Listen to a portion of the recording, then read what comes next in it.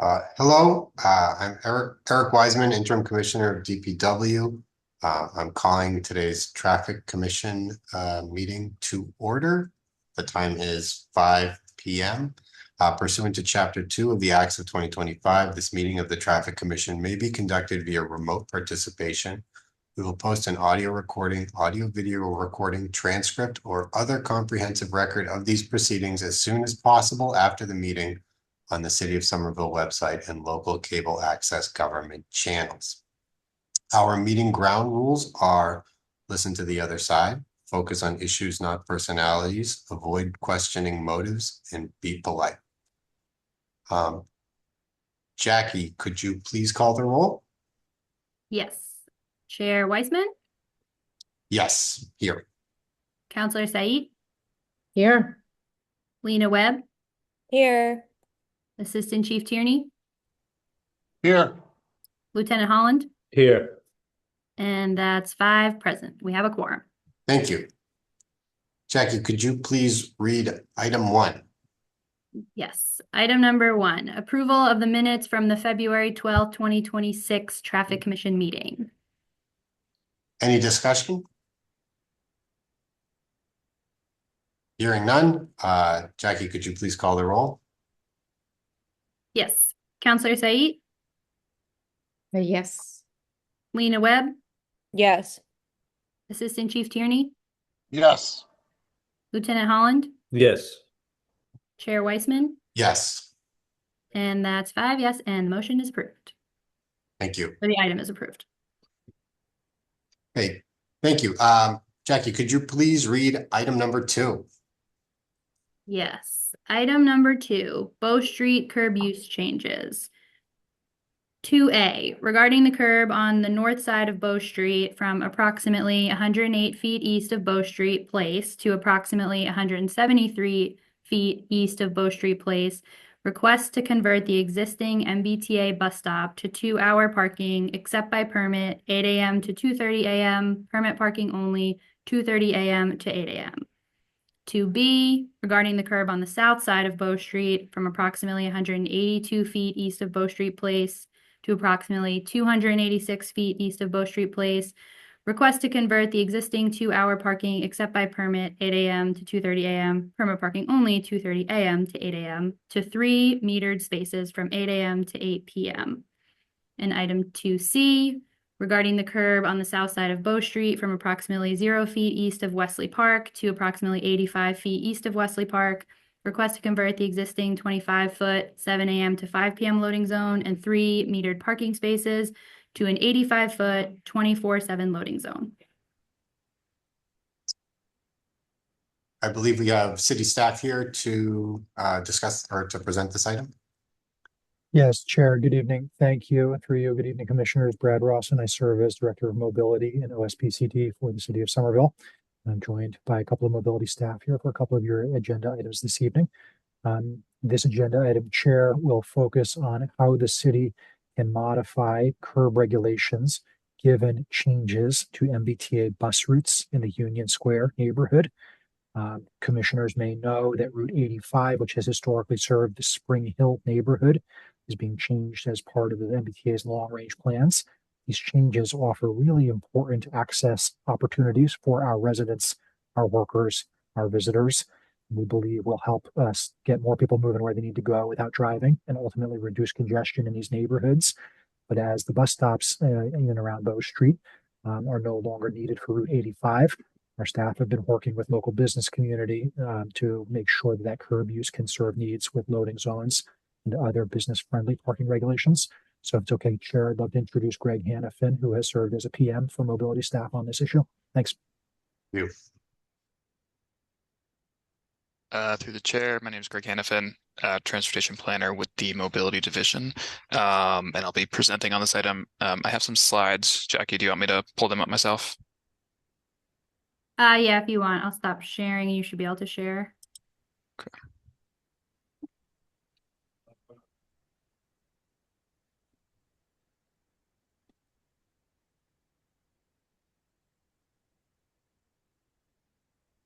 Okay. Is everybody seeing the page that says 51 Bow Street? Okay. Um, so Brad just described some of the context for why we are here to request this item today, but just to reiterate, the MBTA, as part of its bus network redesign, will be implementing some changes to the Route 85 that are going into effect on April 5th. And what that means is that the Route 85 will no longer be serving Spring Hill and Bow Street and Union Square. And there was one bus stop, 51 Bow Street, that was not part of the Spring Hill project that, because of this change, will be eliminated. And the city is here today to request some curb use changes to repurpose this space to better meet the needs of customers and residents and everyone in the Union Square area. So this slide is a visual summary of the changes that we are proposing. At the top of the screen is are the existing curb regulations today. On the left is a key of the different colors. So the rectangle in orange is the current 51 Bow Street stop. It is surrounded by 2-hour parking except by permit. I guess to step back and kind of locate us, this stop is just west of the intersection with Summer Street. So right at the bend of Bow Street. To the east of Summer Street on Bow Street, right now we have a mix of metered parking spaces shown in purple and one very short time-limited loading zone shown in red. At the bottom of the screen is what we are proposing for changes to this section, to the curb regulations for this section on Bow Street. The areas that are highlighted in the red boxes are all of the curbside spaces that we are proposing regulation changes. So for the bus stop itself, we are proposing to update that regulation to 2-hour parking except by permit to match the adjacent regulations and those right across the street. That will create approximately 3 new 2-hour parking spaces where the bus stop previously was or will be removed in April. By creating new curb space here with the bus stop, we are also have the opportunity to achieve some of the other short-term parking goals in this area without needing to remove 2-hour parking or metered parking. Just before Summer Street on sort of the eastern edge of this curb is an area with very high demand for short-term parking. It's just outside of a Montessori school. There's the Himalayan Kitchen restaurant here that does frequent takeout. There are also several restaurants on the east side of Bow Street that also have takeout. And the mobility division has received reports and observations of frequent high volume loading here that at times leads to some dangerous loading conditions, including loading on top of the crosswalk here. So there is proven demand for loading in this space where we currently have metered parking. So what we are proposing to do is a sort of realignment of the existing curb regulations in order to optimize this high demand area for additional short-term parking. So we have created 3 new 2-hour except by permit parking spaces where the bus stop used to be. to preserve the 3 metered parking spaces that are currently in this area outside of the Montessori school. We are proposing to relocate those just west of Summer Street to replace 3 2-hour except by permit parking spaces, opening that up for loading. So this next slide, I think, helps to summarize it. But essentially, we're not removing any of the 2-hour or metered parking spaces that exist in this area today.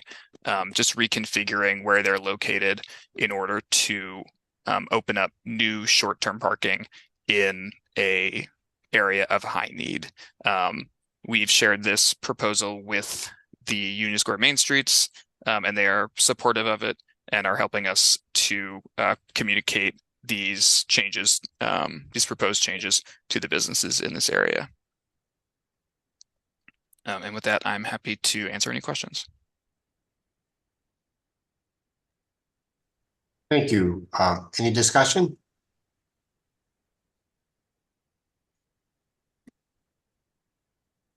Councilor Said.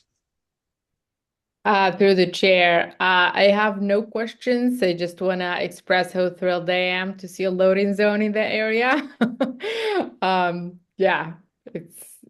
It's like highly needed. This is time for this. Thank you. Thank you for all the work you're doing and the outreach.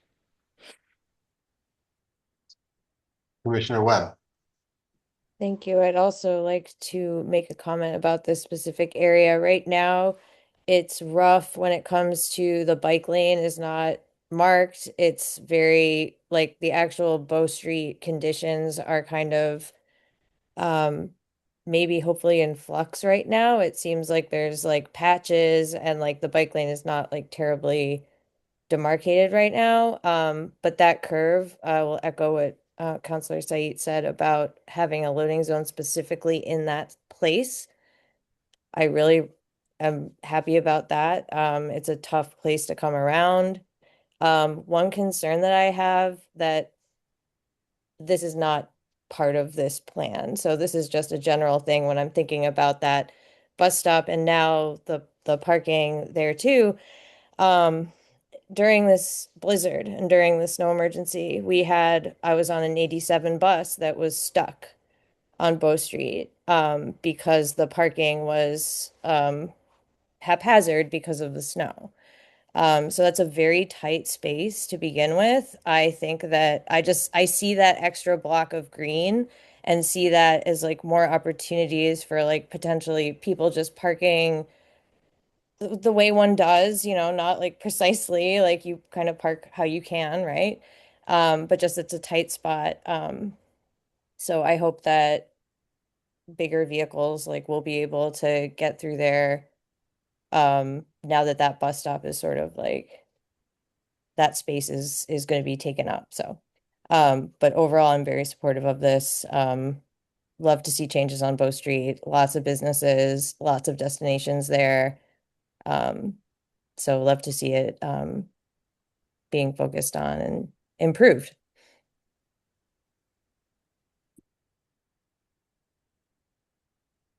Sure, if it's helpful, may I quickly respond? I appreciate these comments and just on the technical merits, I wanted to make sure commissioners knew that this is an issue that city staff are aware of and are working to mitigate. For the record, the Bow Street westbound general purpose lane is a standard 12-foot wide, which is typical for routes like this. Works for larger vehicles, delivery vehicles, fire apparatus, MBTA buses. And yet, I think we've all learned a lot about the big snow here. And so mobility staff will continue to work with parking staff, DPW staff, fire staff, and our partners at the MBTA. In fact, we had a meeting earlier today speaking about this exact issue at this exact location with MBTA operations teams. So please rest assured, Commissioner, that this is on our radar. We'll continue to understand what went well and what we can improve for future snow seasons. So thank you. Thank you, Brad.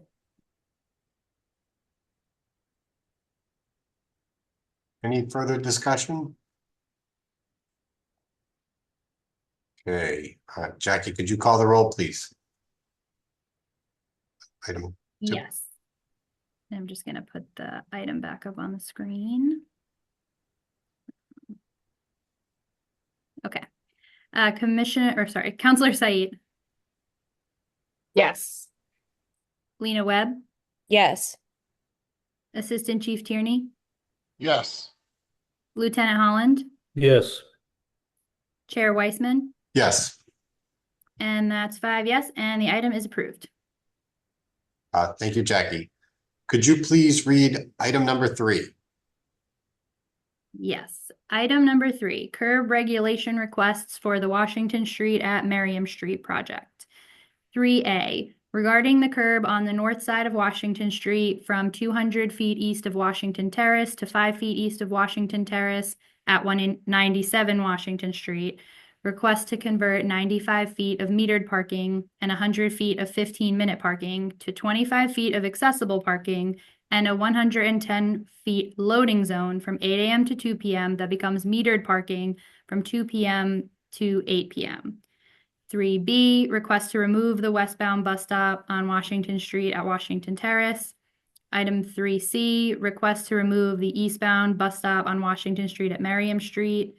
And item 3D, request to relocate the eastbound bus stop on Washington at McGrath Highway to Washington Street at Rossmore Street. I believe we have city staff to speak to this item as well. Yes, thanks, Chair, and thanks, Commissioners. So for this project, we'll introduce mobility staff Adam Polinsky in a moment. Again, just in terms of quick table setting, I think all of us know this block around police headquarters, around New Kitchen. This is a very stressful, high volume, high demand stretch of Washington Street. And for arguably at least 10 years, constituents, elected officials, interdepartmental city staff have been asking our teams at the city to figure out a way to install safe, legal, accessible crossings to just get folks from one side of the street to the other. So mobility staff have been working with engineering staff for the last year or so on design development. And we think we've got a really elegant solution. It's going to create a way to get from the north side to the south side, improve safety and protections for people biking on this high demand corridor, and also optimize and rebalance bus stops to try to, again, make those buses on Washington Street a little bit more useful for a lot of different people. So with that as a preamble, Chair, if it's okay, I'll turn it over to Adam Polinsky from our office. Thank you. Thank you, Brad. Thank you, commission members. I'm going to share my screen if that's okay. I have a few slides to help illustrate our proposal here.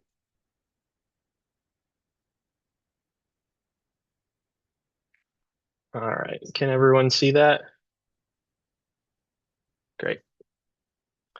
Okay, so firstly, to help dive in a little bit of detail, to add to Brad's great intro there, a couple years ago now, we came in with the hope of addressing really fundamentally the lack of crosswalks on this section of Washington Street, particularly with regards to accessing the public safety building. And so this proposal started at this intersection here at Washington and Merriam, where you can see in purple that we are intending to build a raised intersection with 2 new crosswalks to get to and from the different sides of Washington, up Merriam or Washington Terrace, or to the public safety building, and to really slow vehicles down so that they are yielding to the pedestrians in this crosswalk. Because we do have a little bit of extra width here, we are also intending to build a curb extension shown in yellow, which will be concrete, a combination of concrete and planted, and also keeping the bike lane along the curb on both sides and keeping that protected. A little bit further down the street, we will also be taking the existing crosswalk at Rossmore, across Washington at Rossmore, and turning that into a raised crosswalk. And we will also be building a new accessible parking space on this block as well. That will not just be signed as accessible if this proposal goes through. It will actually be constructed so that it is fully accessible to those that need to use the space as such.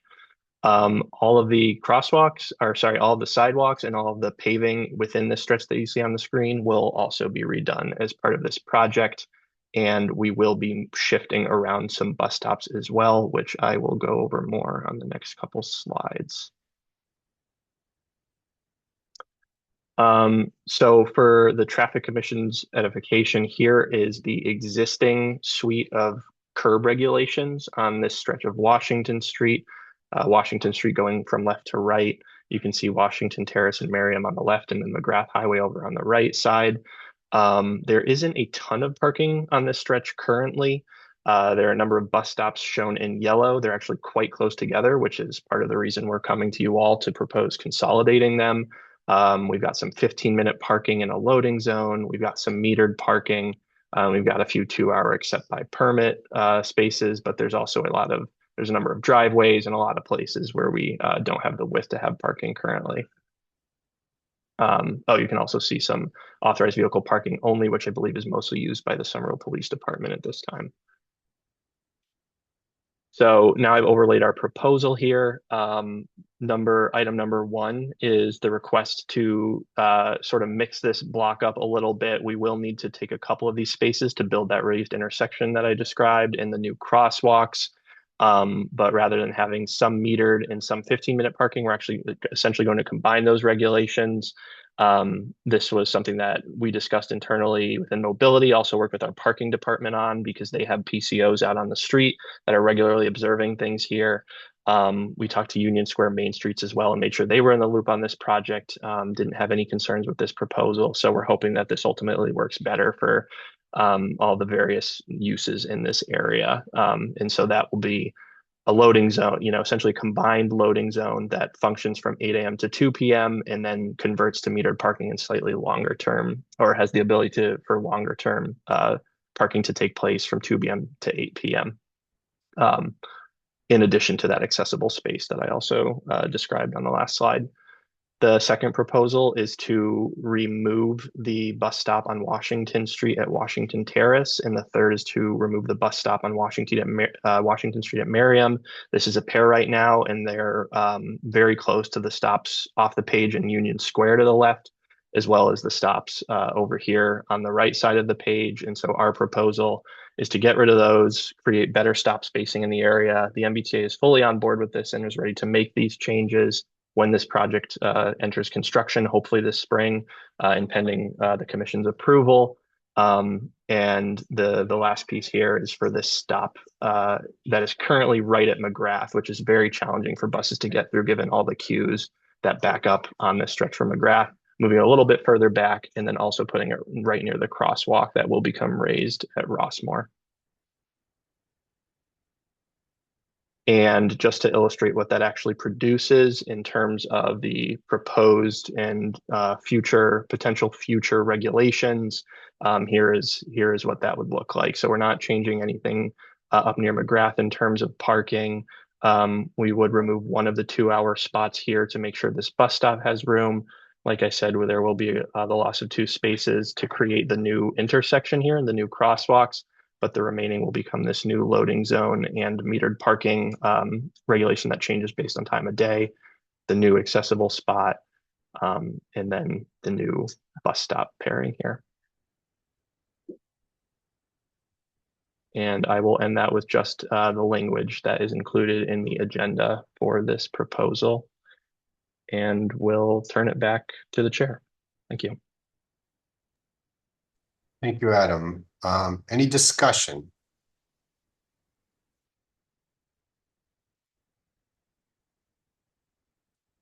I had a question. Are those bollards that are placed in those bump outs? Because like when I was looking at the plans, I was wondering with the curb extensions, I was trying to do the math in my head. It seems like they would be at grade, right? The yellow curve extensions in this diagram. So they would be at the same level as the raised crosswalk. Through the chair, generally, yes. The purple, where the purple and yellow meet, yeah, it essentially will be raised. The street goes back down.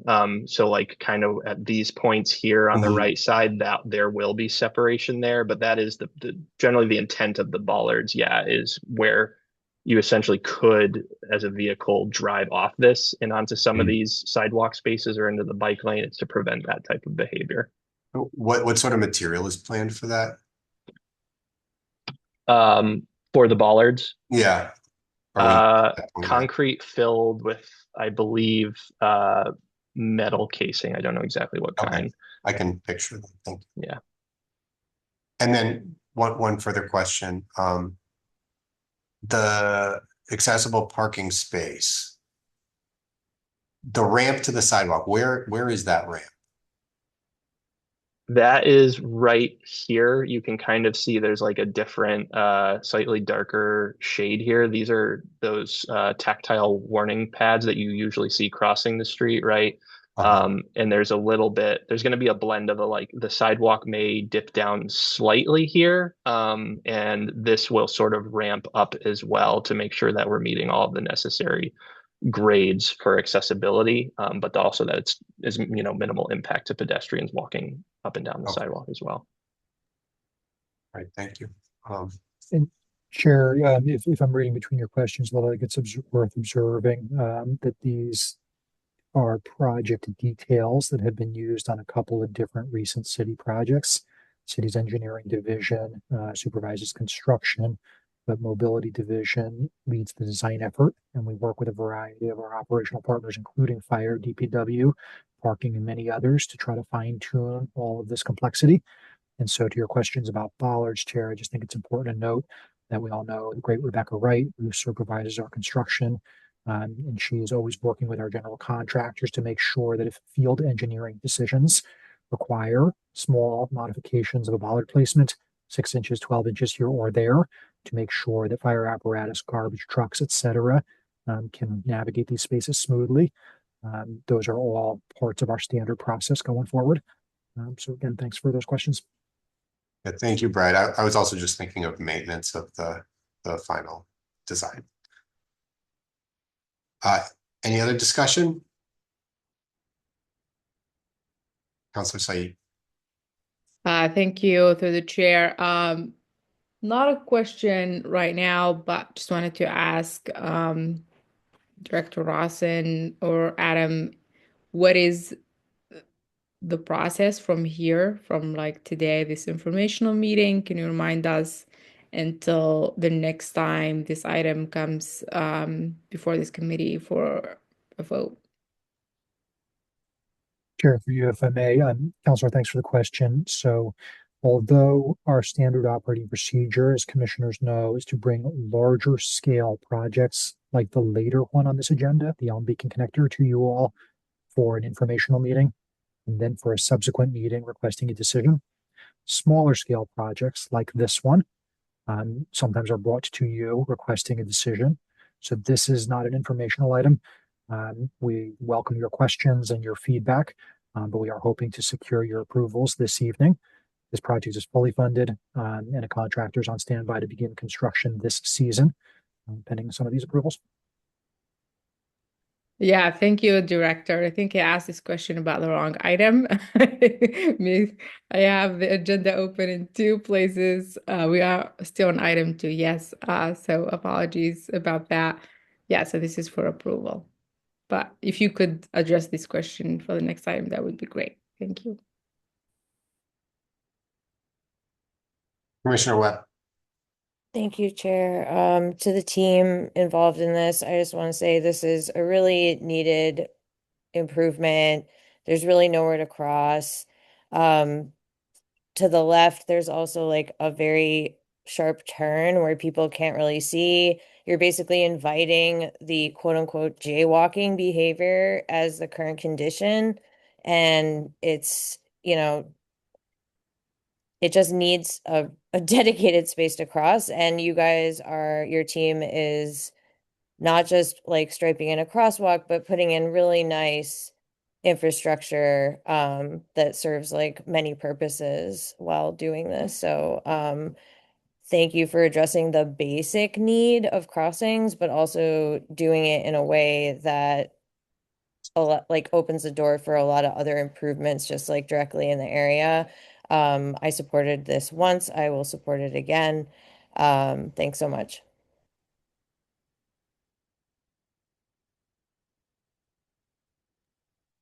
Counselor Said.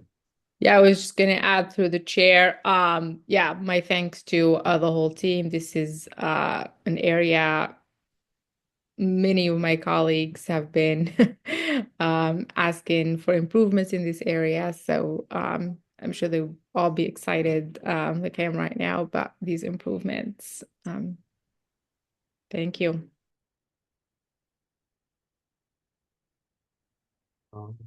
Any further discussion? Okay. Jackie, could you please call the roll? Yes. And I'm just going to put the agenda back up on the screen so you can see the item. And then Adam, you can have screen share back after. Roll call vote. Counselor Said, Yes. Lena Webb, Yes. Assistant Chief Tierney, Yes. Lieutenant Holland, Yes. Chair Weissman, Yes. and that's 5 yes, and the item is approved. Thank you. I lost track of what number one. Jackie, could you please read item number 4?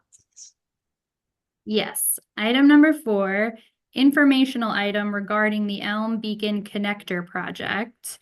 They have the concept design, and then linked is the plans, the poster, the brochure, and the traffic analysis, and the community engagement reports, which are linked the pre-concept design phase and the concept design phase. I believe we have city staff to discuss this. All right, Director Rosset. Yes, Chair, thank you for your patience. Thank you, commissioners. So as we noted a moment ago, this is a larger scale project that Mobility Division has been leading for the last year and a half, working with the Ward 5 Councilor, Councilor Said, and many of her colleagues. This is a large scale project stretching from Davis Square to Wilson Square along Elm Street, wrapping around Somerville Avenue, and including the neighborhood legendary cut through of Mossland Street. As commissioners know, we take outreach and engagement very, very seriously in our office. We have been working really, really hard to inform residents, business community, community partners, NGOs, community-based organizations about the intent for this work. But at the end of the day, this is a project that would bring the city into compliance with our official Safe Streets Ordinance. We are compelled by our city council's action to be bringing projects like this to you all on a regular interval. But I want to emphasize, Chair, that we do not do this so focused on product that we forget about process. So Project Manager Adam Polinsky will take you through a little bit more of a long form discussion, our community engagement, our design development, how our designs change over the course of months and months of iteration. We document what we hear from the community to inform those designs. We work with our operations partners in fire, DPW, MBTA, City of Cambridge to refine those designs and ultimately reach a final design that we can seek your approval on. So this is an informational item, and we intend to be back before you all in a month's time seeking approvals. But with that, if it's okay, I'd love for Adam to kind of take you through a little bit more of the details. Thanks. Thanks. Thank you, Brad. Thank you, Chair. Thank you, commissioners. Everyone can still see my screen, right? Everyone see the Elm Beacon slide? Great. Okay.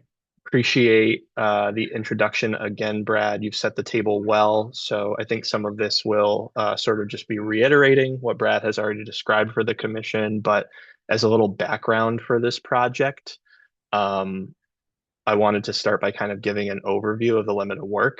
It is a big one. Definitely one of the biggest, if not the biggest, quick build project that the city has taken on, at least in the time that I've been in Somerville. It's most of Elm Street, not all. It does not include the 2 blocks. What people often think of as like the Elm Street and Davis Square section.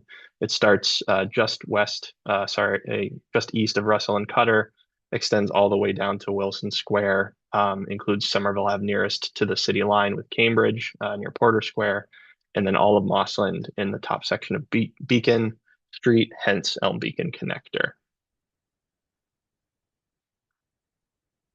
The guiding values as we selected this project scope and thought about what we would be doing here and how the street could be changed, hopefully for the better, was that first and foremost, we want to keep people safe on our streets. We also want to improve access to public transit and then create more sustainable options for more people. We have a few guiding plans that we also lean on to help inform our work. Summer Vision, our comprehensive plan for community development, the Climate Forward plan to decarbonize our transportation system, the ADA transition plan, the bike network plan, and the Vision Zero action plan. These plans and values have also been further codified, as Brad noted, by the Complete Streets Ordinance from 2014, as well as the Safe Streets Ordinance in 2024, which both reference a number of these plans above. Most specifically for this project, the Vision Zero Action Plan and the Bike Network Plan, where we will be implementing some of the items laid out in those plans and codified by the ordinance. So why this particular section of street? Elm, Somerville Ave, and Beacon are all on the city's high crash network for people walking and riding bikes. These are the most vulnerable users on our streets, and it's a really high priority for our office and for the city as a whole to reduce the number of crashes and injuries that happen to those particular users, but to anyone that's using our street. So to see that this is a hot spot for crashes with pedestrians and cyclists is definitely something that we flag in our annual planning and work to focus on these areas and mitigate those concerns and make street improvement changes. There are 3 high crash intersections in particular within the project area: Elm Street at Porter Street, Elm Street at Somerville Ave, sometimes known as Wilson Square, and Beacon Street at Oxford Street, as you can see on the in the image on the right and the top here in green. Everything in red is a high crash corridor where when you take the average of all the crashes happening, it is flagged as a place where there is a lot of pedestrian and there are a high number of pedestrian and bicycle crashes relative to all streets in Somerville.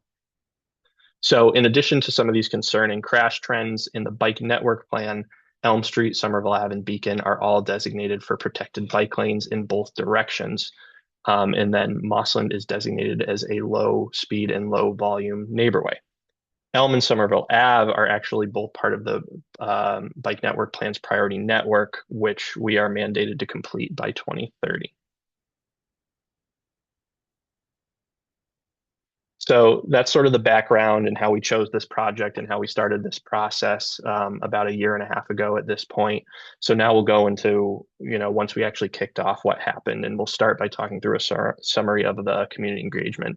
It's a big project. It's going to be very impactful, and we want to make sure that we took residents, business owners, partners at the MBTA, City of Cambridge, and all of our internal folks along for the ride and made sure that we were hearing everyone and could build as much consensus as possible in a product that everyone in the community could be proud of.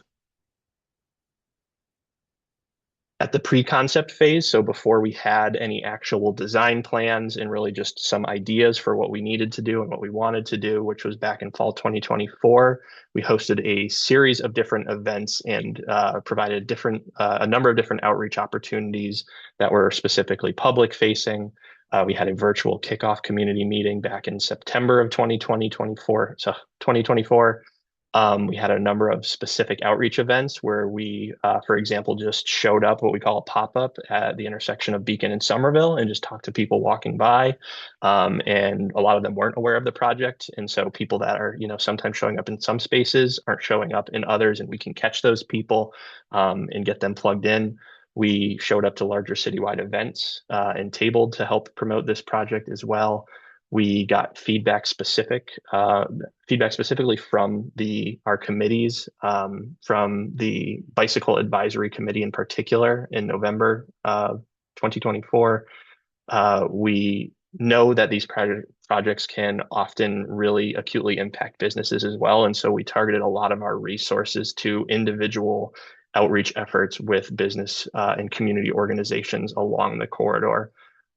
meeting with organizations like the Somerville Alliance for Safe Streets, block walking and talking to business owners, and meeting them where they're at in October, and then following up with emails if they were willing to give us contact information and making sure that they were plugged in, starting at, very early on and throughout the rest of the project process as well. We also had a number of online surveys that were made available where folks could say as much or as little as they wanted about how they were feeling about the project and what they thought we should be addressing, and got a lot of great data, feedback, and information from those. And this is honestly, it feels like I've been on this slide for a few minutes already, but this is really just scratching the surface. If you guys really want to dig into everything that we heard, one of our great planners, Kate White, has put together this fantastic report that documents everything we heard from everyone and also summarizes it for your knowledge. So if you are interested in learning more about this, I definitely encourage you to dig into that report, because I'm not doing it justice at this moment. Similarly, in the concept design phase, once we actually had something to show folks and say, hey, here's what we're planning, and this is how we think the street's going to change. Tell us what you like, tell us what you don't like. That happened in spring 2025, about a year ago now. We had an open house where well over 100 folks attended. It was very popular, very busy, and met a lot of great folks and had a lot of great conversations there. That was sort of the kickoff to our spring engagement. We also hosted more pop-ups. We went back to the bike committee. We talked to the pedestrian and transit advisory committee. We put together another survey. We hosted a virtual office hour.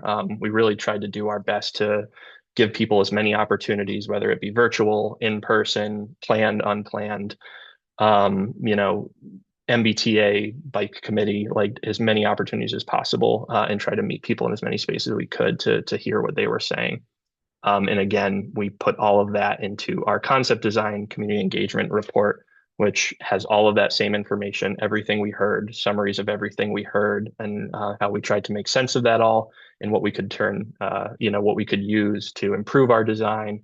And that is available at this link on our project page as well.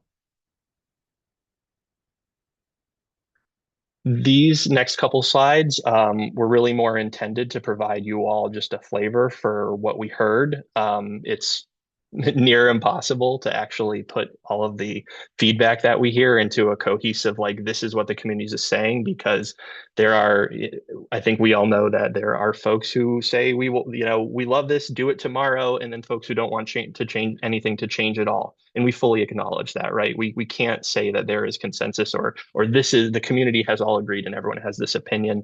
What we can do, though, is we can relay some of the trends and some of the things that we heard that really stuck out to us as things that we had not been considering or things that we thought were definitely actionable in the project area, and general trends and everything down to specific modes, specific land uses, and everything in between. So I'm not going to go through all of this right now, but I definitely encourage you, if you all want to dig into the text laid out here. Because these are some of the things that we believed really stood out to us and what we tried to honor as we moved through the rest of the design process. Same thing here. This slide is specifically related to the major intersections, though, and describes what people felt they wanted us to focus on, knowing that this was a project where intersections were going to be changing a lot and played a really heavy factor in our design decision making, and a lot of thought went into them. So what has been happening since spring 2025 is a question I want to make sure that I talked to the commission about. We have not produced any public material since then. And what we've been busy doing is taking those concept designs from March and April 2025, reviewing all that feedback, putting together updated plans, and then hiring a consultant that could take that to final design. It's a big project with a lot of detail required, and we felt that it was important to get an engineering firm on board to help us get this through to full design, and to make sure that all of our T's were crossed and all of our I's were dotted, and that we weren't going to miss anything. We really want to get this project right the first time.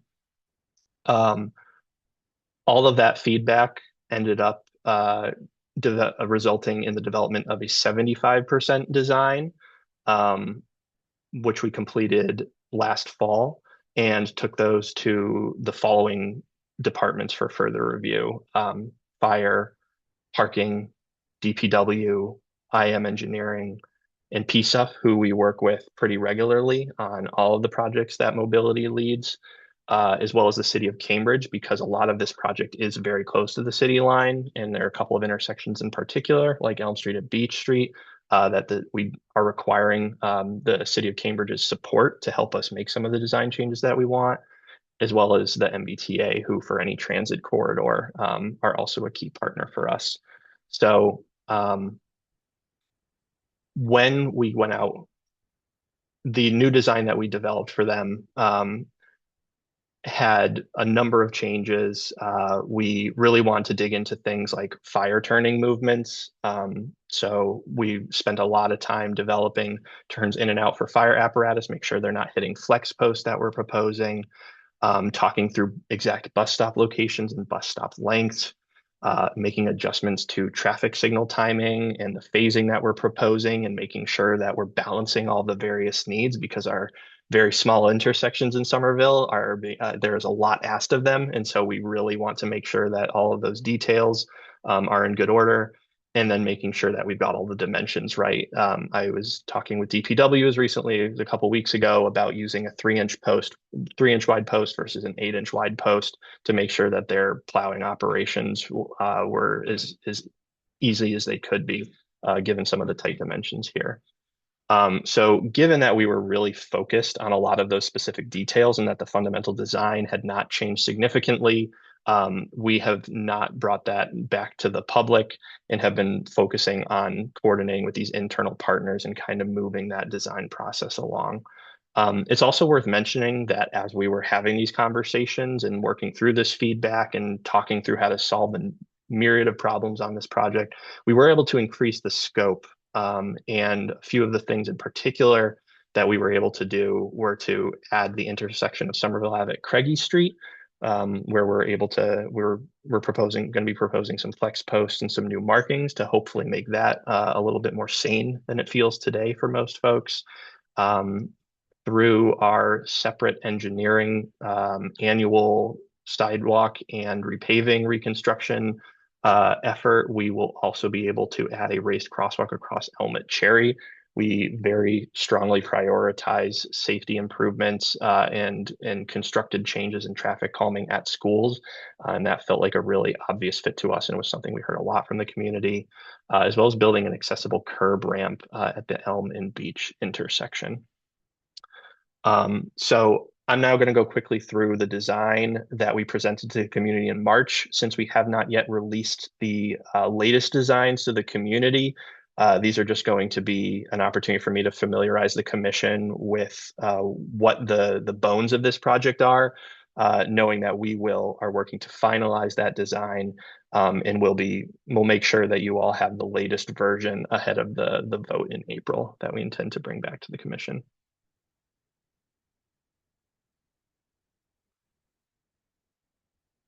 So overall, we are proposing protected bike lanes on both sides of Elm Street up and down the corridor. Given the widths, that means that for the most part, there is only going to be parking on one side of Elm. There are a couple stretches that you can see on the right here where it is wide enough that we can have parking on both sides. And so where we have that width, we are proposing that. But generally speaking, it's going to be protected bike lanes with flex posts on both sides of Elm and one side of parking. I will get a little bit more into exactly what the regulations for those for the remaining parking will be later in the presentation. We are also proposing signal timing adjustments at all of the signalized intersections within the project corridor. The changes are not as large at this particular intersection, but we will be making tweaks to the timing to make sure that traffic is flowing here, that pedestrians don't have to wait longer than they have to, and that everyone's kind of getting through smoothly. At this end of the corridor, you'll see highlighted that we actually also do have the opportunity to add some parking, which is not something that is super common on Somerville's narrower streets. But we've been working with our partners and realized that, excuse me, Yeah, there was no reason that we couldn't add parking back to the west side of Russell Street here, and that we could also add parking on the west side of Cutter. So we are planning on adding roughly 13 spaces on these two blocks here to provide some additional options for any parking that we're removing further down the corridor. As we work our way down, Elmet Beach is a big intersection that will be changing, and this is the one that I noted is going to require a lot of coordination with the city of Cambridge. This one has been evolving and will likely look a little bit different when we come back to the commission in April. But this is what we had currently proposed, and this is generally what this is going to look like in the final design, but will be also thinking through how we have been thinking through things like bus stop locations and how those might be impacted. Continuing along, we will be preserving parking on the north side near the Kennedy School. And because of the curb extensions near the Porter Square Plaza, this section's a little bit different. There will not be any parking on this 2-block stretch here, but we will have there is also the Porter Square Shopping Plaza lot. There are a number of off-street lots along this corridor that can that we're believing will be able to absorb some of the demand that maybe currently falls on Elm Street when people could be parking in some of these off-street lots. One of the big changes is that Mossland Street will be converted to a dead end so that it can become a dead end for general purpose motor vehicles, so that it can be a 2-way, safe, slow neighborway connection for people on bikes, which will also have the benefit of making it more comfortable for people walking. And for residents of the street, we've been working closely with fire and DPW to figure out exactly what the mouth of this intersection looks like so that they can maintain access for emergency operations and for maintenance operations as well. And so this is definitely something that we've been spending a lot of time since last March actively reviewing, and we'll have an updated design that everyone will have signed off on over the course of the next month, or at least before when we come back to the Traffic Commission. We will make sure that all of our partners are on board, and we'll be coming back to the commission then with a final design, as well as things like updated timing and phasing plans for this signal.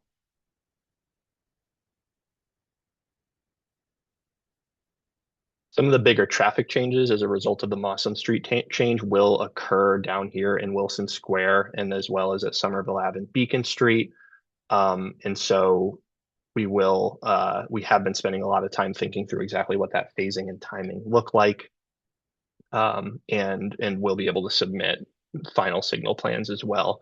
We're anticipating that with Mossland closed, the right down, more people will be coming down Elm here and taking a right onto Somerville Ave and then a left onto Beacon. And so we've been adjusting the signal timing and phasing to accommodate that anticipated increase. And then lastly, we will also we may have an opportunity to potentially add some parking back on Somerville Ave as well, where none exists today. Same thing on Mossland Street. There's a 60 to 80 to 100 feet at the end of the street where we don't have parking that we may be able to add some back.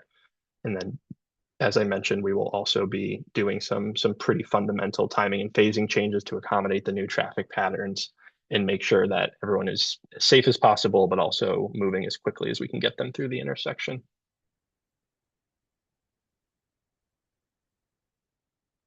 All right. And so I think the bulk of what I want to make sure the commission was aware of are the anticipated parking and traffic changes, because that is what we anticipate coming to you all pending getting the designs finalized and getting sign off from all of our internal and external partners. These are the things that we anticipate coming to the commission to approve next month. This is going to be an impactful project, as I mentioned at the top, as Brad mentioned as well, on Elm Street, because we are talking about basically the full length of Elm. We're anticipating a removal of, at this point, roughly 108 spaces. We'll have final numbers for you once plans are finalized, and we'll present those to the commission. That is definitely going to be the biggest impact.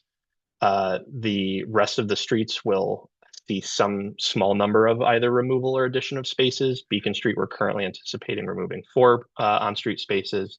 Somerville Ave, anticipating a net loss of 3 spaces. Mawson Street will more or less net out even, but may lose 1 space. Cutter Ave will be able to likely add 3, and will likely be able to add 10 or so on Russell Street, for a total net loss of 103 on-street spaces. Of the parking that will remain, we do anticipate that most of the spaces will be maintained as 2-hour except by permit, which is the predominant regulation out there in the project area today. Based on the outreach we've been doing, we have a few additional changes that we're anticipating requesting to the commission. Those include additional dedicated school pickup and drop off for the Kennedy on Cherry and Sartwell. We're looking at roughly 3 new spaces on each. And that would replace residential permit parking, I believe. Additional metered spaces on Cutter and Russell. So some of that new parking that we were discussing. On Cutter, we would like to make those metered. We would like to make a couple metered on Russell, and then the rest on Russell we would propose to be residential permit parking. New loading zones on Elm near the Davis Square end in Russell and Cutter, as well as on Roseland Street, because we are removing a loading zone on Beacon, and the closest place we can relocate that is to Roseland, as well as new accessible parking spaces on the corridor. Now, these will not be the ones like I described in the last presentation that are getting reconstructed, because this is a quick build project. However, we will sign them as accessible placard only. And we're proposing those on Elm, Wyndham, Holyoke, and Craigie. The proposed designs will also result in a few bus stop changes. And you'll notice that this language is different than what I showed in the presentation in the designs and the slides earlier. That is one of the things that has been changing more substantially as we've moved through these later design slides. So like I said, we will make sure that the commission has fully up-to-date plans that match everything we're showing here. But we're planning on making a few minor shifts to stops like at Elm and Hancock, as well as Elm at Cedar, and moving them from one side of the intersection to the other. Same thing with at Porter. And actually both stops at Porter will be shifting slightly, maybe 100 feet. And then several stops are also currently very short, and some of those distances I need to change based on exactly what we're proposing, so they'll be lengthened as well, and we will make sure that's in our approvals for the commission. Now, I'm sure some of those numbers that you all saw are a little bit of sticker shock. This is a big project that is going to have a big impact, and we thought it was necessary to at least show you all that we are not taking that impact lightly, and that we've done our homework to make sure that that impact can be absorbed, and that this is the right decision for this street. We conducted a parking study when the project was first starting that looked at on-street utilization within the parking area, as well as on the first 300 feet of the side streets. We did not include Cambridge streets because we do not have control over those, and most people that get on-street permits do not have, those are for residential spaces in Somerville. They do not have access to Cambridge streets. So on a typical weeknight when on-street parking is most highly used, we found that on Elm Street itself, between 50 and 63 spaces were available. We counted on a couple of different nights, which is why there's a range there. For all the areas shown colored in this map, between 188 and 200 spaces were free on that weeknight. On a street cleaning day, which is what is shown in this map, and why this section of Elm was grayed out, because there was street sweeping when we collected. 22 spaces were still free on Elm Street despite this regulation, and 109 spaces were free in the overall area. So if you're doing some quick math in your head, we're talking about removing 103 spaces, and we found that in the area there were still 109 full, even on a day or at a time when parking is often seen as the hardest to come by. So based on all of that, we're anticipating that there will still be enough parking availability to accommodate demand on a typical day. I think a couple reasons for that are because of places like the Porter Square Shopping Center. Kennedy School has a lot where some of our schools in Somerville do not have a lot or as much parking. And there are a number of off-street lots for various businesses and specialty land uses dotted throughout the corridor. So it's a little bit different than some of the other places we've done projects. And like I said, not taking this lightly, but feeling like based on what we've been seeing and observing out there, that we think that these changes can be accommodated and we can proceed with this effort. We will also be requesting a number of traffic regulation changes that the commission oversees. The biggest one, which I mentioned in the design section of the slides, is that we're going to be converting Mossland Street from a one-way to a two-way street, and therefore will function as a dead end at the Elm Street side of the intersection for motor vehicles. But as I described, it will be passable for people on bikes, people walking, and emergency vehicles. So in terms of how that functions in regulations, there is no like dead end regulation in our traffic regulations, but we will be requesting restrictions for all of the turns onto Mossland to reinforce that proposed condition. There are a few places where we'll be requesting turn restrictions in addition to that intersection. One is the left turn from Elm onto Cutter northbound. That is where Elm and Summer split, approaching Cutter. And so we felt like that was a redundant movement, that anyone going up Cutter or further onto Summer Street should just use Summer Street. And so we want to reclaim that space to shorten that crosswalk and reinforce that turning restriction. So that we will be coming to the commission with that. Something similar regarding the right turn from Somerville Ave onto Elm Street and Wilson Square.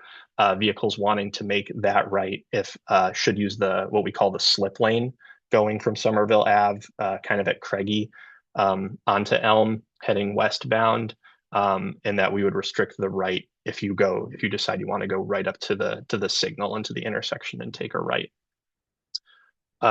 We also will be proposing to restrict the through movement from Beacon Street onto Adelaide Road.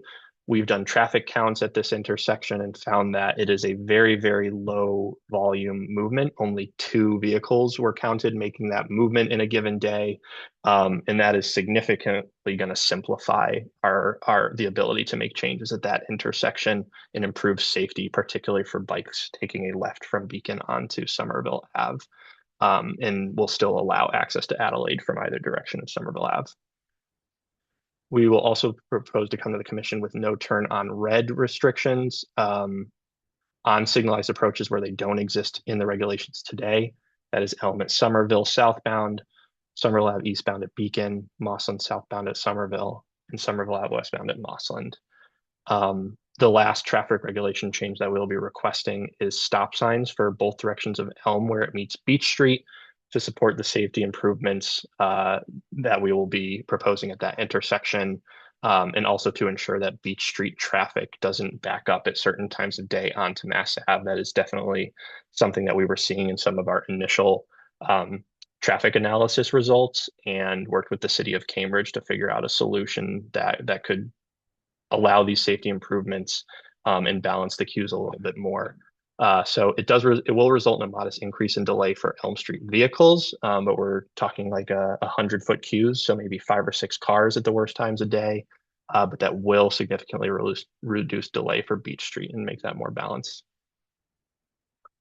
I've been talking a lot, so I want to kind of get to the end and allow for any questions that may happen. So I'm not going to dig into this too much, but safe to say that we have done a ton of traffic analysis because, again, we know that this is a really impactful project and we are not taking these changes lightly. If you want to dig more into that, I have linked to our traffic analysis and recommendations, and we will be producing more materials as we finalize the designs and publish this and publicize all of the stuff we've been working on in addition to this slide deck.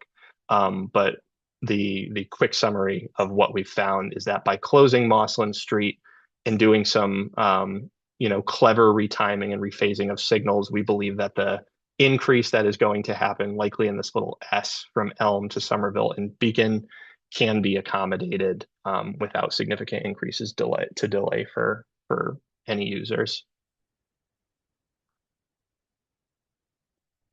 So just to map out the next steps for the commission, a draft final design based on the feedback that we've been collecting from our internal and external partners is nearly complete and will be submitted to us and then reviewed again by those same partners over the next couple weeks.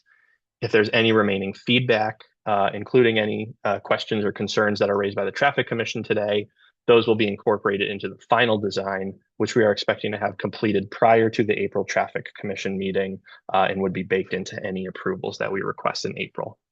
Pending approval by the Commission in April for the required traffic and curb regulation changes for this project, we would then begin a procurement process to secure all of the necessary materials and labor, and that will start in mid-April and will take 2 to 3 months. And then lastly, if we get a bid that's submitted by a contractor that meets the city's standards and is within budget, implementation is expected to begin in July and be completed by the end of the year. Thank you, everyone. Thank you, Adam. See, Councilor Said has a question. Through the chair, first, thank you, Adam, for this presentation. Thanks to Director Rawson and everyone who's worked on this from, as you saw the timeline, this has started years ago, and I've been there every time the city, the mobility department hosted meeting to get input from the community. So we thank you for all the time you put into this. This is, in fact, a really big project, and just absorbing of this information, I think is going to take. We'll reach out with questions. I will need to go to the council meeting shortly. So one thing I wanted to ask is, looking at the timeline, if you could put that back on the screen, please. So if everything goes well with bidding and final design, so we're looking at implementation. Do I see like July, August, like, right? Is just requesting, this is school vacation, and we do have a school there that we, obviously, what you're doing, but it's just when there's work, or if there's a way to prioritize that section of the street, just so it's done by the time school is back in September. So that's one request. And the other request I had, if there's any way the team can put together, you all are really good at like making these slides. And my request, because again, it's a lot of information. You know how we have, sometimes you do these slides where you show current parking. This is the changes. These are the changes. I know there's a slide there that shows the numbers for each street, but just if there's any way, I would like more to see more near the school, because that was a big concern. If you could have a slide like that, that would be very helpful. Yeah, I think I will stop for now, as I have to go to the city council meeting, but I will review this and send questions to the team. Thanks again. Chair, we've captured those notes. Thanks so much, Counselor. And we appreciate everybody's attention for this long presentation. This is intended to socialize things and give you all the opportunity to ask questions, not only tonight, but in the coming weeks. So we've captured those notes, and we'll look forward to following up with you all. Commissioner Webb. Thank you, through you, Chair, to the team, to Adam, to Brad. One question about crosswalk improvements, especially around Porter Square Shopping Center crosswalks on Elm. Is there any room for getting more street lighting? So like street lights. I've I bike a lot from Union up Elm all the way to West Somerville. So my route takes me frequently up Elm from Somerville Ave, like this corridor we're speaking of. And as I approach the very heavily pedestrianized area of the Porter Square Shopping Center on those like three crosswalks that exist, and leading up to that, it's very dark. And so one thing that I actually had a question about in general is like, how does one request street lighting? Like through what department, or, like how does one request? Because on a bicycle, it's the same thing. Like, I just want to state for the record that I am a resident of Somerville for 14 years. I just happen to get around on bike. I'm on this committee. I represent a resident that's basically using all the different transit modes. But I don't know, like, how does one request like a street light? I can answer that question. Oh, cool. Thank you, Chair. Thank you, Chair. Sure. Yeah, you can request a street light through 311, and we will send out somebody from Lights and Lines to sort of assess the brightness of the area and look at sort of like the lighting area of the area and make an assessment. And sometimes it's easy and sometimes it's complicated, but that's how you would make the request. That's incredible news. Thank you so much. I think a lot of people have asked me about a similar question, so that's like good information to like let people know that if they do, like if they're walking around, like they could make a 311 request, and that would be the most direct way for that to get on your radar. And is it your radar, Chair Weissman? Is it your? Yeah, yes. Okay, okay. So like in most cases, a request for an additional streetlight would get elevated. Yeah. Okay, excellent. Thank you. Yes, no, I realize that that is a particular issue, and I never really have seen it come up in like street plan designs, right? So like when we go over these designs, but that's a good thing to know. Um, and I don't want to take up too much more time, but I just want to say that the closest call, like the Elm corridor has like a kind of like place in my heart, because the closest call that I ever had actually coming home from a bike committee meeting back in like 2017 was at Porter and Elm. And I was proceeding straight in my right of way. Somebody decided to take a left, so it was kind of like a left hook situation. I ended up off of my bike on the ground. Um, it was just a very bad, again, I don't want this to be anecdata. This is not like my stage or whatever, but I just want to say that like Elm Street is needs improvement for everybody, especially, and I'm actually wondering about like the possibility of a raised crosswalk further down, perhaps at Porter, because it's kind of a downhill stretch. People pick up speed as they come down Elm, heading into Somerville Ave. And so like I think people kind of have the momentum, people driving have that momentum in their vehicle, and it makes them feel like, oh, I can just like kind of swing this left or do this or that. And anything that could be used to kind of slow down. It seemed like on the plans it was just a striped crosswalk. So that's just clarification. I would say anything would be nice to add some sort of slowing traffic as you head down the hill of Elm, if that's something to be considered. Thank you. Thank you so much. And if I could jump onto that as well, the crosswalk sort of I think it's if we could look at the Porter Elm Street also. No, sorry. There's another crosswalk I wanted to talk about at the shopping center, but yeah, sort of by White Street.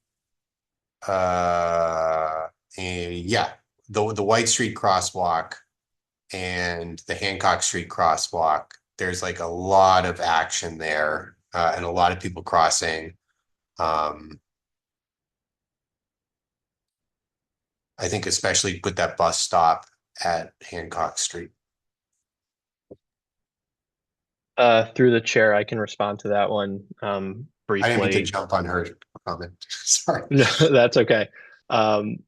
Yeah, but to kind of address what both of you are saying, this area is a little bit challenging because it is a little bit narrower than some of the other sections of the corridor. There are some curb extensions that, because of the quick build nature of this project, we will not be able to do much about.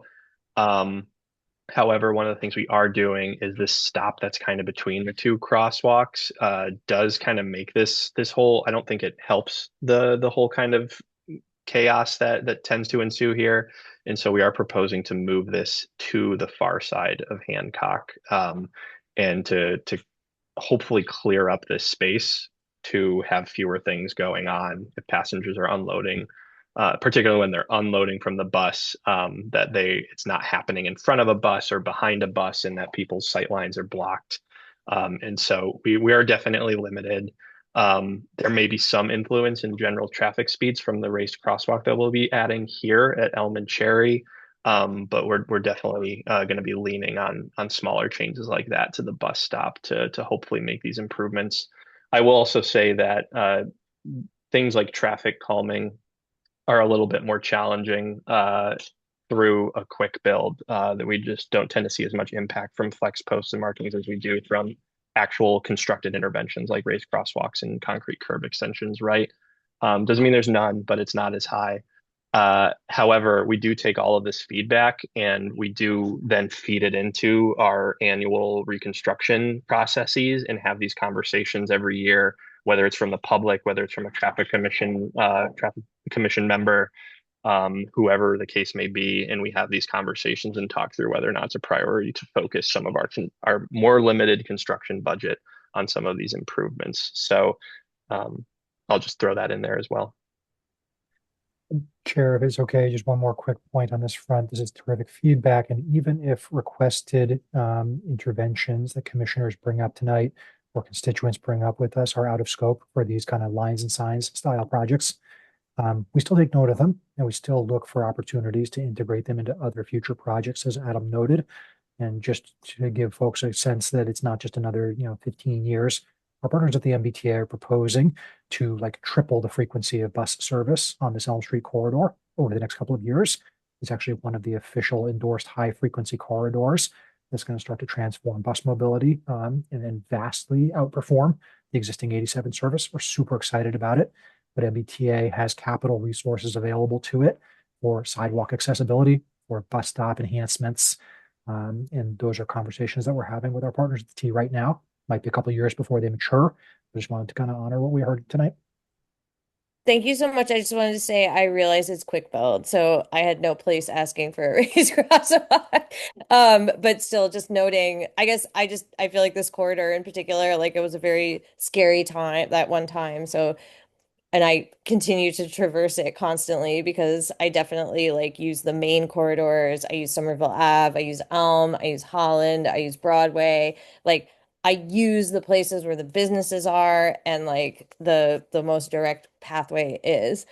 And just anything here is going to be so great. So I really do appreciate this is a huge project, like you said. And the work done already and the work that's going to be done is going to be amazing. So I just want to thank you so much.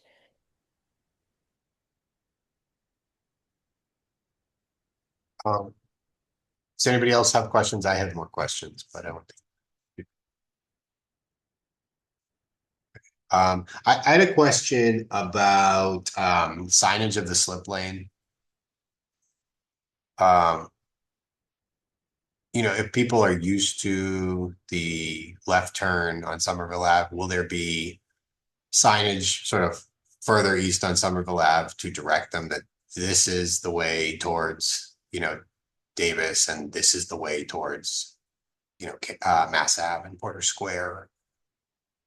Because if you miss that slip lane, I think it's quite a long way till you can, I guess you go up to White Street, but.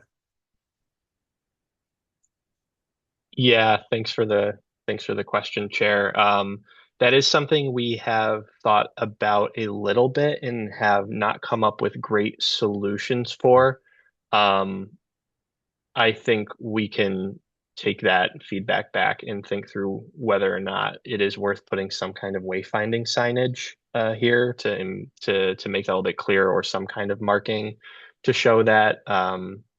because you're right. It's if you miss that, you're not going to take that right here. I think I will say the reason we ultimately decided not to make any changes to this point, to specifically address that, is that we do have this kind of nifty tool called Streetlight, that can show where vehicles are moving throughout Somerville. And we found that something like 92 or 93% of vehicles are already using the slip lane to make this movement, and that a pretty small number are making this. So I think ultimately we felt like if some people are missing this turn, that wasn't the end of the world, and that the trade-off of the improved reclamation of space here was worth it. But we can definitely take another look at that. I think it's a good point. I had another couple of questions. You talked about an accessible ramp at Elm and Beach. Is that on the north side of Elm Street where it just goes Yes. to the curb? Okay, good. That's Yep, right there. frustrating spot. Okay, and then when you've met with our department, I have had a lot of questions about this Beach Street space. So this is talked about as a pedestrian space that will be closed off to vehicles. Is Correct. the intention for that to be at street height? Or It is, sidewalk height? yes. No, at street height right now, the proposal is to add flex posts and markings. And then because everything south of basically the back edge of the crosswalk here is City of Cambridge, we've been, we've kind of all agreed on the general outline, but some of the specifics of what would happen inside that beyond that is going to be up to the City of Cambridge. And so we're working with them to sort of get the plans in a good place, and then they may do some additional work to figure out what else would happen in this space. Our kind of first effort with this project and first step is to just say, what are the dimensions going to be, and are the general bones. And right now we're looking at markings and flex posts along the edge, but that it would stay asphalt.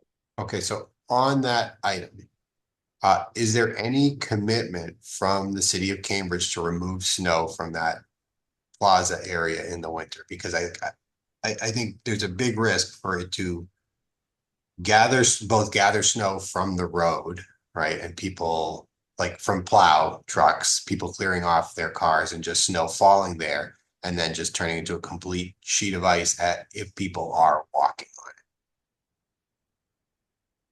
it. At this point, we have not talked to the City of Cambridge specifically about winter operations, but I think that's something that we can definitely bring up with them and talk through what that might look like. Okay, thank you. I think that's a good question. Commissioner Webb. Thank you. Based on this and looking at this intersection, it looks like that the space that is there was reclaimed. What about reclaiming the other side of Beach Street and making the straightaway onto Willow more straight? Like bending Beach to sort of meet Willow, because we've got a lot of people that like make that turn. Like a lot of people continue from Beach across Elm to Willow. And so like you're still kind of feeding them into this little like zigzag, and the chosen space to pedestrianize is on that side. But what if the chosen space to pedestrianize would be on the other side of Beach, and then you'd kind of like, because there's already a lane there, the slip lane could maybe feed more directly into Willow as an intersect, like trying to square out the intersection, I guess is the the best way I could put it. Yeah. Is there a reason that side of Beach Street was just because it's the slip lane, right? Or sorry. Yes. So no, it's a reasonable question. We did think through this, and ultimately we were going to get more space overall through this, but also if you think about, say, making the right turn from Elm onto Beach, that's going to get a lot more tricky if you shift the whole street over here. So we did iterate on this a couple times and think through what made the most sense, and ultimately we felt like you're shortening all the crossings and it's functioning a little bit more. Intersections just tend to work a little bit better when you're teeing things up like this. And that's yet another benefit of considering the all-way stop now, is that like it's just a little bit easier for gaps in traffic for people to then make that left. So a change that you guys will see in the next iteration, pending any additional adjustments, is that what's currently a short two-way left turn lane is actually just going to be for Willow. We ultimately determined that this beach to Willow movement required at the most. This probably wasn't going to function too well as two 20-foot lanes. And it's just another thing to kind of, build on what you're saying and the issue that we want to try to address. So we felt like this was the best blend of all of those issues. Thank you.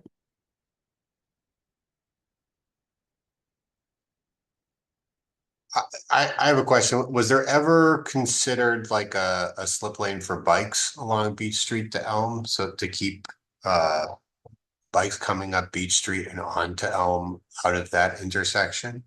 Yes, we did consider that. And ultimately, where we landed was it's not shown in this iteration, but again, when you guys see the latest versions of the design, there will be a bike lane kind of where the parking lane is, or it might be next to it. The exact details TBD.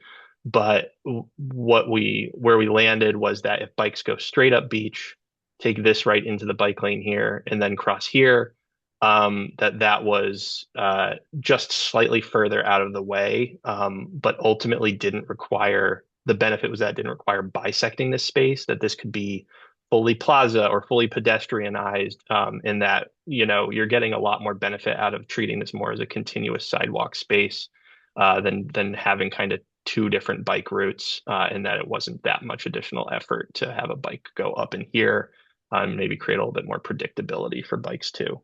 So that was how we landed on that. That was actually also supported by our bicycle advisory committee at a meeting I remember going to last year. Thank you. That recommendation.